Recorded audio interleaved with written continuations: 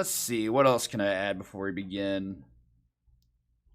I'll try to go along with you all with the story as best as I can, but there are some story beats in this game that may be a bit difficult to explain without knowing what's going on in the first one.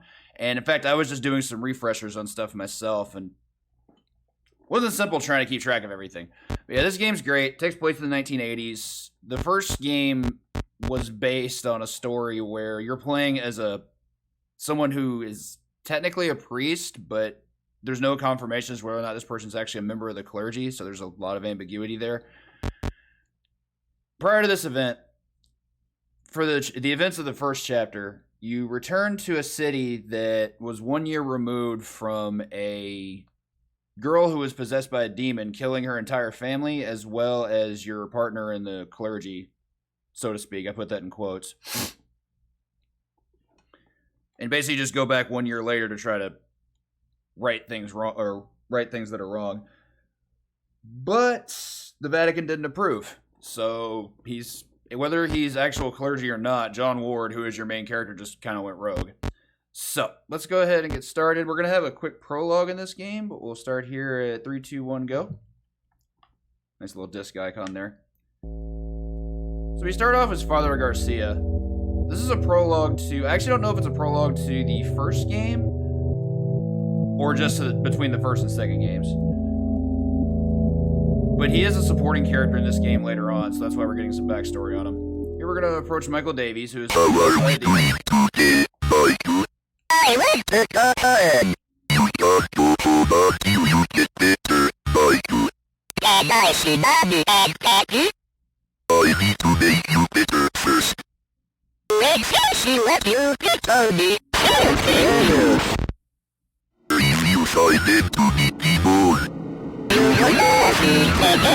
Sits and some cursing. So we're going to walk up to the bed, bring out the cross. We're going to do our best to compel. So by attempting to exorcise the demon, we had to expose the Chupacabra, which is what Michael Davies is also known as. He's a teenage boy who is possessed by a demon and has become incredibly violent, as you can see here. It's about to get worse. Here's our first example of this game with the awesome rotoscope animation that we get. Just having some breakfast, no big deal. What have you done? I have someone in the pig. For those that care, as he comes out the window, he screams, I have the body of a pig. And I don't know what Father Garcia is doing here. Looks like he's doing the Cabbage Patch on the way out, but I don't know. So anyway, this is going to start our actual run. So now we control John Ward. I believe I'm going to be able to get this right. Hang on 1 second. Okay, so I may not be able to focus too much on chat. And I will apologize because I am going through some notes. As you can see, here we have this mangled tree with what I believe is a deer carcass. We'll head on through this gate.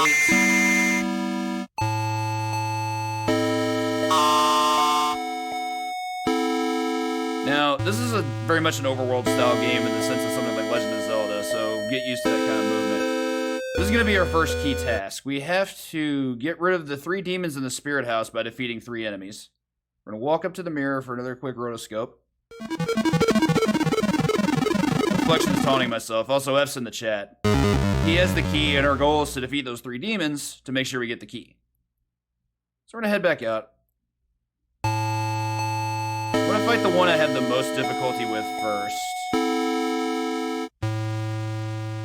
Simple little path. We just have to kind of work our way through here. Also, pay attention to that statue at the bottom. I don't know what significance it has, but it's going to show what this game is willing to do to you in terms of just like, wow, why did that happen kind of stuff. Walk right up here, bring out the cross, examine the skull. That pulls the demon out. Oh, look, the statue moved. How about them apples? Here we're going to have to walk back to this gate so we can encounter our first demon. And honestly, there's not really anything I can say about this first fight as far as the appearance goes that you all won't be able to see for yourself, so just... Gonna fight us with his umbilical cord. Here what we do is we're going to use the cross as best we can to repel. This is scary. That thing's hitbox is ginormous. So feel free to make your jokes about that. It doesn't make it any less true. That was really unfortunate that I wasn't able to get a hit there. Yeah, this is not a good fight. Yep, that's what I thought. Got stuck there on the cross and stuff happens. There's our first Mortis.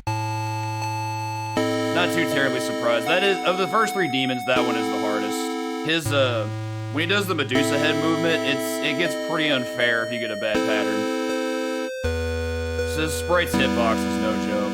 So I'm not surprised if I was going to die on one, it was going to be on that one. We can just attempt to refight.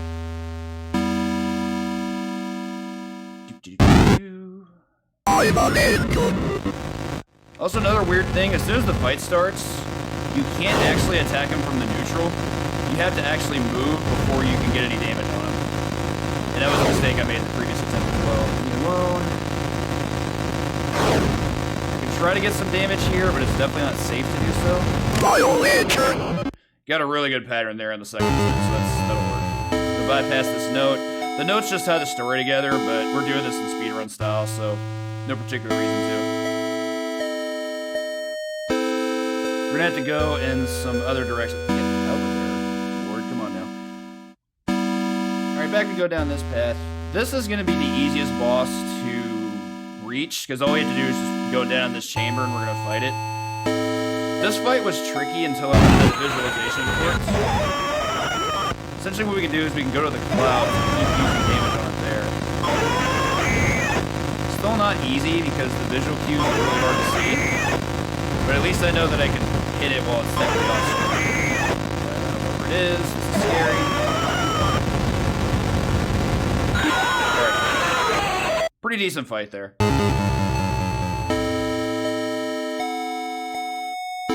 For our last one, we actually have a pretty specific path to follow that those statues actually indicate for a clue. So what you're going to see over the next few screens is a screen that looks exactly the same no matter where we're going. See, we spawn there from the left, we're coming in from the right. It's just a pure screen wrap until we go through the correct path. Very similar to like the Stage 4 and Stage 7 Bowser's Castles in Super Mario Bros. On NES. And then up here should be where we are able to find our boss. Of the 3 demons, I think this is actually the easiest. It's just the hardest to actually reach, especially if you're playing casually. Yep. Leave me alone. Cool. That actually went really well. Got kind of scared when he spawned at the bottom there because I wasn't sure if I could see him properly. So now we defeated our 3 demons, we can go back into this, what I refer to as the save room. Even though you can't actually save in here. We can go back to the mirror, we can still see a reflection. Somehow it's there before we got in the room. And F's in the chat for that, I guess. So yeah, now we have our key. Okay, so now we have our key. We also have blood trailing on our feet. Not particularly sure where that came from, but you can probably use your imagination. Go use the key on this gate.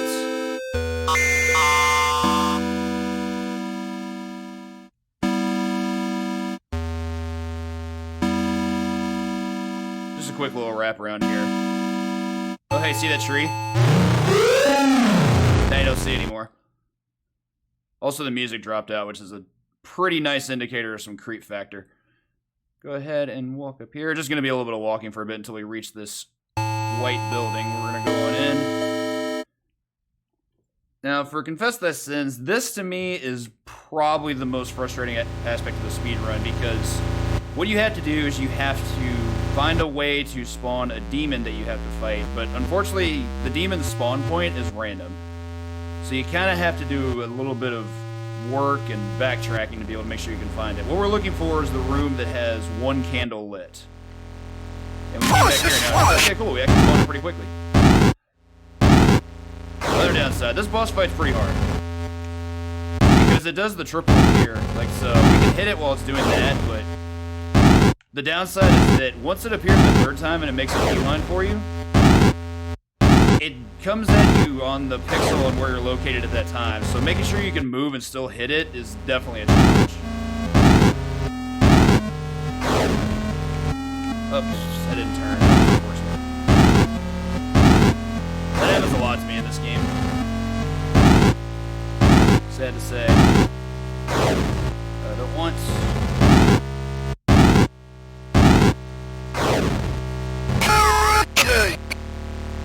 heretic. Then we have this raising the bar. Tell me that doesn't look like cell phone signal. We're gonna go down the stairs. That was actually pretty decent. That's probably the fastest I've ever spawned that boss, so that felt really good. On our way down into the darkness. We're gonna ignore this little blood painting here. In this, we have to step on these tiles in a very specific order, so I'm gonna go ahead and make sure I actually can remember what it is. If we mess this up, we have to start over, so we're not looking to do that. Got there. Okay, cool. Moving on. Nothing to see here, just, you know, propaganda, that kind of thing. Move on up through this way. Okay, this one I may have some difficulty remembering. So here's the thing about Faith. The order that you move through screens in is extremely important. See, I just made a full circle and came back to all this. If I had gone in any different directions, like, say, left, up, right, down, as opposed to up, left, down, right, this wouldn't have appeared. So we have this letter. This one we have to read. This is also one of the only parts of the game where I actually use the keyboard. Like, I played an Xbox 360 controller just because it's supported. But as you can see by this letter, this person likes to repeat themselves quite frequently. My controller's also vibrating. Here we have a cross. Well. And then this happened. Here we have Amy, the girl who was possessed in the first game, chilling up there in the top. Can't see her anymore. She was in the purple, though, for those that caught her. So we have to move in the exact same formation here as our newly possessed form. Find these white arches, going through. Got some people trying to fix their car, and oh look, we're back to being a reverend again. I don't quite know how that all works out, but we're at the candy tunnel, and certainly nothing bad can happen here because there's candy in here. So let's go on in. Okay.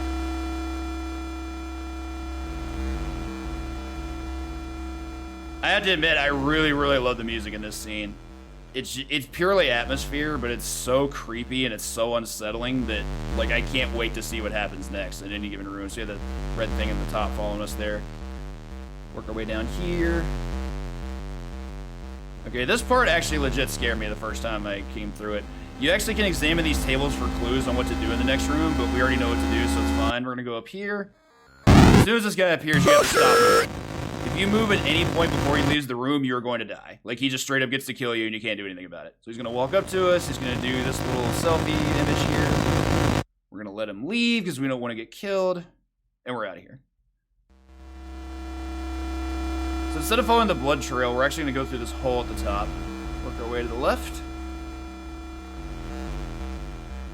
And then hang an immediate right up the tunnel here with the arrows.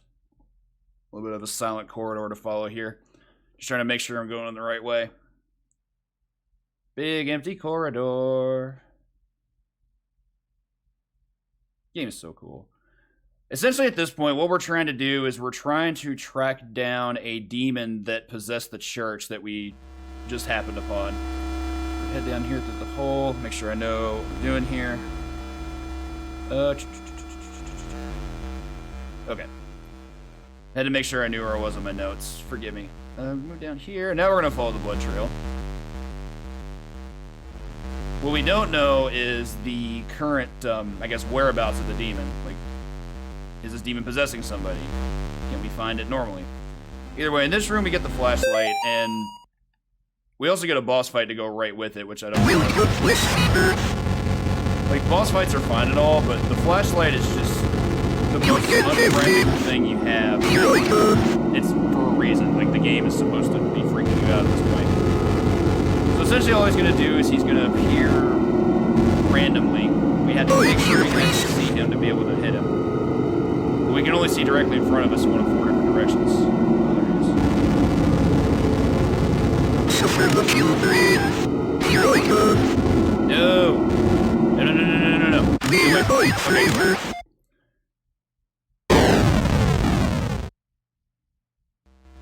Okay, so we're gonna have this red guy run on out. We're gonna go chase him. Why wouldn't you go after that? Because we're not Claire Redfield.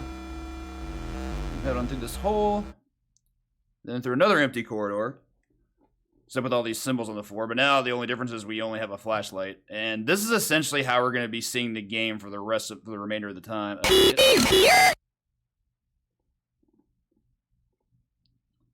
Okie dokie. So let's move on up here. I still don't know what that reads. If anyone wants to ponder that for me, by all means, feel free. So we have to do a little bit of navigation here. This room's actually pretty scary. We have these 3 ghosts who can chase us. You can only use the flashlight to ward them off. Cross doesn't even really work here. So what I'm going to do is I'm going to go through this room, head over here to the right to this next altar, snag the key. Now, going back into this room, it's very, very important that you don't move up or down, because if you do, one of the ghosts is going to kill you. It's just better just to move directly left. And just keep going. Head back up here, use the key on this inconspicuous painting with an eyeball in the center of it. So here we have Sister Belle, who is a member of the church. It has been possessed by the demon we're chasing. Where 2 or 3 are gathered in God's name, there will he be also. We can banish this demon together. You must protect me while I recite the 91st Psalm. Let us go. So here we have Father Garcia joining us from the prologue. Saved us from a potential beatdown by Miriam. Yes, it's true what happened to Amy. You are no murderer, God. There is not much you could have done. But maybe now her soul is at rest. Let us go. Okay. So now we're going to make our way to the final boss, which is a fairly difficult boss in my opinion. We get to follow some similar patterns from the first game as well as in this game. We have this apparition to look at first. This fight also determines whether or not we get the first ending or the second ending. There's different categories why I didn't make this ending one ending. So our job here is to try to keep Father Garcia alive. I shall not be afraid of the terror in the night, nor the evil that lurketh in darkness. I shall behold the reward randomly of will the either chase wicked, us or chase Father because I Garcia. have made the Lord my refuge. There shall no evil befall me, for he shall give his angels charge over me. They shall bear me up in their hands, and I shall tread upon the serpent, because I have set my love upon him. Therefore Also, will this he is going to seem deliver really me. weird, but I've Deliver me in trouble.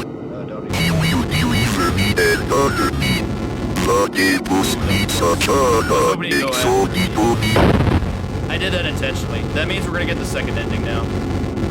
The reason I did that is because I have a lot of time to save on the second ending, and we may be looking at a really big PB here. I think my ending 2 PB is like 57. Having him around doesn't really change anything except the ending that you get. He doesn't even help you in this aspect of the fight. So this is where things actually get challenging. Because Sister Belle is going to be chasing us like crazy. We only have the dark with which to fight her. And of course we're going to be using the crossbow. That's just how this game goes. It's going to get a little trippy through here, so bear with me. These first attack patterns really aren't that scary. It's just the darkness that causes issues. We'll be getting really scary until a bit later.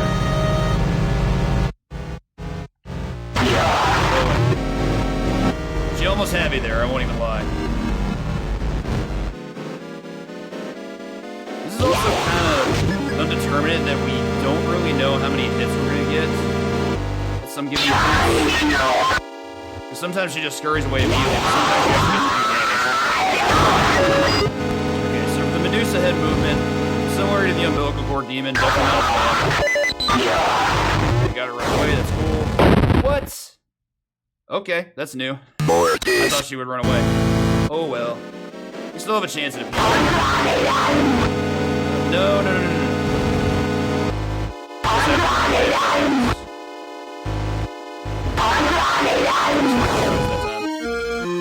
That was rude, video game. Lots of random movements. Like I said, this fight's tough. Even if Father Garcia were still around, we'd still be having some issues. Pentagram movement's predictable. Go back to the original point, go back and do some hits.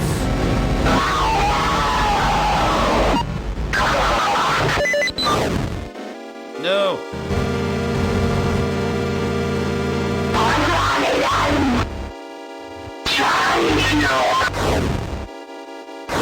Yeah, this is where things just get obnoxious. The movement here is just nothing to do. I didn't know I was gonna hold on to that too long. That sucks. Again, this is the whole reason for the estimate. This fight just gets silly. You can just get completely RNG'd out of the fight and have to start over.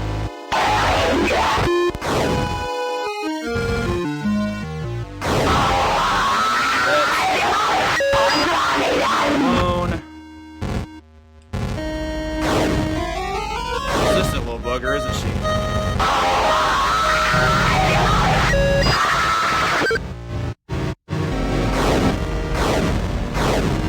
Definitely don't be there where she is.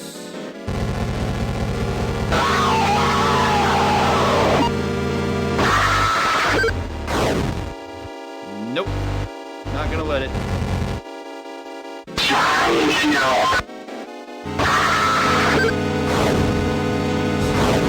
What are you doing?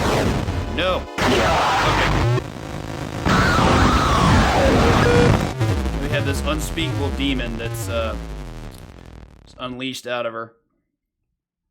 But we got the SMB2 style ending, so that's something, right? And now that it's morning, we're gonna go back in here and have a look at this letter that's at our front door, where we get a little bit of closure.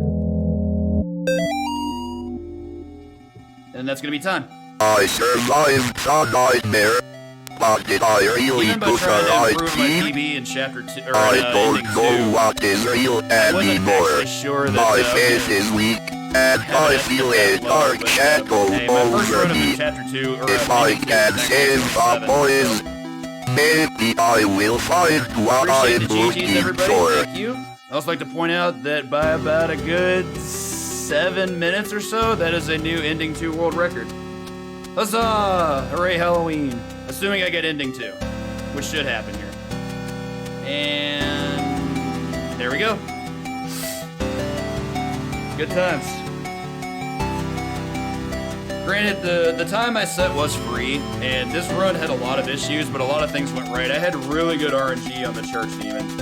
I probably couldn't have asked for better there for how I was able to play it. The boss fight was a little shaky, but nothing from there got really bad until the very end.